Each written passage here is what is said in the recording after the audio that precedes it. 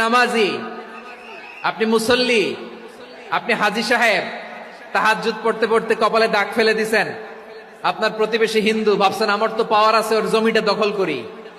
বিশ্বনবী বলেন কিয়ামতের দিন ওই হিন্দুর পক্ষে তোর বিরুদ্ধে আমি বাদী হয়ে দাঁড়াবো। পৃথিবীর কোন ধর্মে এরকম স্টেটমেন্ট পাবেন? পাবেন? আপনি ভাবছেন আপনি নামাজ পড়লে হাজী সাহেব কপালে দাগ ফেলায় দিলে আপনি সেলসেলায় জান্নাতে চলে যাবেন না? খবরদার।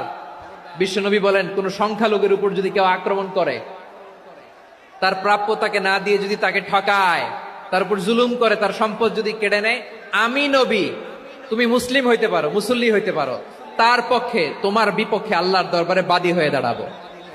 আচ্ছা লালমনির হাটের ভাইরা, কথা বুঝতে পারলে আওয়াজ করে উত্তর দেন। বিশ্বনবী যদি কারো বিপক্ষে দাঁড়ায় কিয়ামতের দিন, আই রিপিট, আমি আবারও বলছি, বিশ্বনবী যদি কিয়ামতের দিন কারো বিপক্ষে দাঁড়ায়, ও তো সেলসেলায়া জান্নাতি,